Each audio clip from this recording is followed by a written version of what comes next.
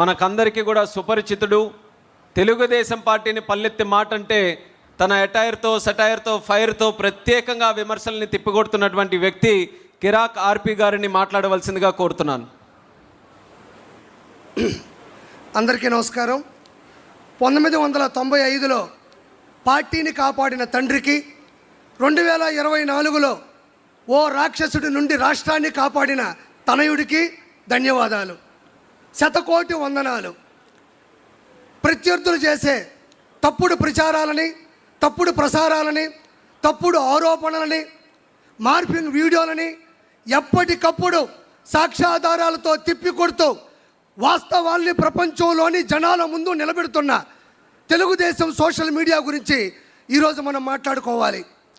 బాబు గారిని ఆదరించేవాళ్ళు, బాబు గారిని అభిమానించేవాళ్ళు, బాబు గారి విజన్ని ఆరాధించేవాళ్ళు, ఆయన ద్వారా లబ్ధి పొందిన వాళ్ళు ఈరోజు లక్షలాది మంది స్వచ్ఛందంగా సోషల్ మీడియా నిర్వహిస్తున్నారు.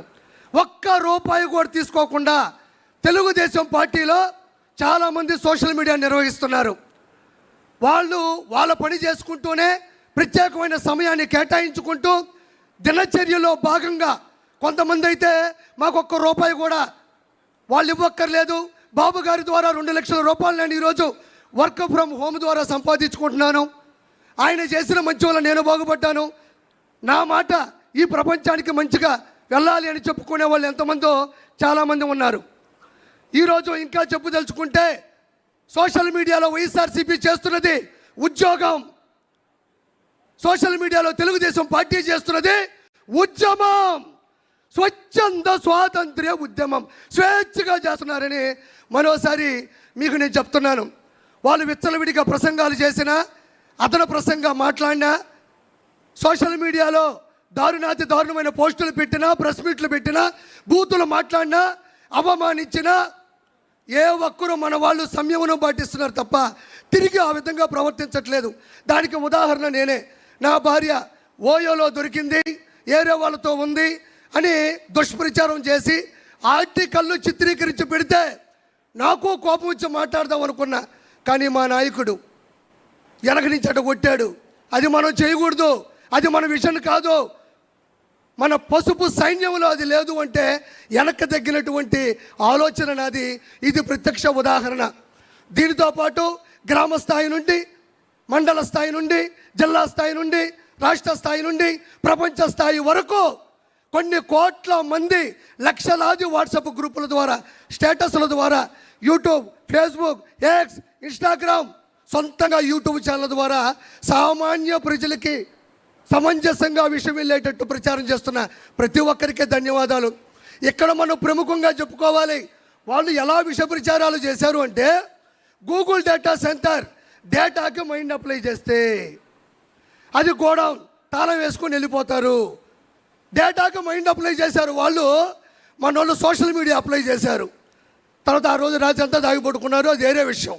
సింగయ్య గారిని వాళ్ళే చంపి, అతి కిరాతకంగా చంపి, వాడిని చంపింది, ఆ వ్యక్తిని చంపింది మన వాళ్ళని చూస్తే మన వాళ్ళు ఫుల్ వీడియోలో క్వాలిటీలో చూపించారు, వాళ్ళు ఫుల్గా దాగిపడుకున్నారు. దీంతోపాటు కుప్పంలో ప్రపంచంలో పెద్ద పెద్ద ఆర్ట్ డైరెక్టర్లు ఆశ్చర్యపోయే విధంగా టైట్ క్లోజ్ షాట్లో పెట్టి వాటర్ ట్యాంక్తో నీళ్లు తెచ్చి బిందుతో పోస్తే సంకలు గుద్దుకున్నారు, మేము నీళ్ళు ఇచ్చామని. మన వాళ్ళు వైడ్ షాట్ పెట్టారు, వైడ్గా వైరల్ అయింది. తర్వాత వాళ్ళకి వైరల్ ఫీవర్ వచ్చింది. దీంతోపాటు తల్లికి వందనం, స్త్రీ శక్తి, దివ్యాంగ శక్తి, అన్నదాత సుఖీబాబా, మెగా డిఎస్సి 16,743. దీంతోపాటు విజయవాడ వరదలు, మంతా తుఫాను, ఒకటి కాదు నాయన, బాబు గారు అక్కడ ఇచ్చారు అంటే రెడీగా ఉంటారు. జులై సినిమాలో బ్రహ్మానందంగా దొరికిపోతూ ఉంటారు. అది వాళ్ళ ప్రత్యేకత. నేను ఇక్కడ ఇంకో గొప్ప విషయం చెప్పాలి. అన్న లోకేష్ అన్న కూడా వచ్చాడు. సార్, చాలామంది ఎన్నిసార్లు ఈ విషయం చెప్పారు నాకు తెలియదు, కానీ అప్పట్లోనే ప్యాన్ ఇండియా సినిమా ఒకే ఒక్కడు, ఆ ఒకే ఒక్కడు సినిమా తీసింది ఇన్స్పిరేషన్ నారా చంద్రబాబు నాయుడు గారు. ఎంతమంది చెప్పారో నాకు తెలియదు.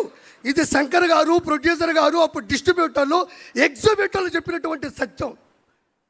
ఆ సినిమా ఒకే ఒక్కడు. ఒక్కరోజు సీఎం అయితే ఆ సీఎం ఏం చేస్తాడు అనేది ఆ సినిమా తీశారు. Super duper hit. తమిళ వాళ్ళు చిత్రీకరించిన సినిమా ఇన్స్పైర్డ్ బై సార్. అయితే నేను ఎందుకు చెప్పానంటే ఈరోజు నారా లోకేష్ గారు మేము సోషల్ మీడియా ద్వారా ప్రతి ఒక్క విషయాన్ని మేము తొక్కి తోస్తుంటే మేము చేస్తున్నాం సోషల్ మీడియా. కానీ అది పూర్తయితే ఆ ప్రక్రియ పైకి వెళ్తే చాలా ఆనందంగా ఉంటుంది. ఈరోజు పునర్విక కావచ్చు, అదే స్కూల్లో అన్నం బాగా లేకపోతే కావచ్చు, లేదంటే ఇతర దేశాల్లో బానిసత్వంలో నలిగిపోతున్న విషయాన్ని కావచ్చు, మేము అలా తోస్తే రెడీగా ఉంటారు నారా లోకేష్ గారు. అలా రావడం బుద్ధౌతి అంటే మేము ఏం చేసినా సపోర్ట్ చేస్తున్నారు. ఎందుకనంటే ఒక్క రోజులో సీఎం అయినటువంటి హీరో అర్జున్ గారు ఎలా చేశారో సేమ్ ఈరోజు నారా లోకేష్ గారు వచ్చినట్టు పరిష్కరించు వెళ్ళిపోతున్నారు. ప్రతి ఒక్క దగ్గర మొబైల్ ఉంది.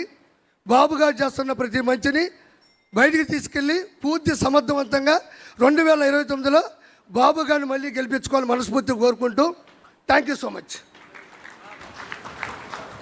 కిరాక్ ఆర్పి గారికి ప్రత్యేక ధన్యవాదాలు. ఆయన ద్వారా మాట్లాడినటువంటి మాటల్లో సోషల్ మీడియా తాలూకా బాధ్యత మన కార్యకర్తల మీద, స్వచ్ఛందంగా పనిచేస్తున్నటువంటి వ్యక్తుల మీద ఏ రకంగా ఉంటుందనేది చాలా స్పష్టంగా తెలియజేయడం జరిగింది. క్షేత్రస్థాయిలో మన కార్యకర్తలు పనిచేసినప్పుడు శారీరకంగా ఎంత ఒత్తిడి ఫీల్ అవుతారో, మరి సోషల్ మీడియాలో పనిచేస్తున్నటువంటి కార్యకర్తలు కూడా మానసికంగా అంత ఒత్తిడికి గురవుతారనేది కూడా మనం గుర్తించాలి.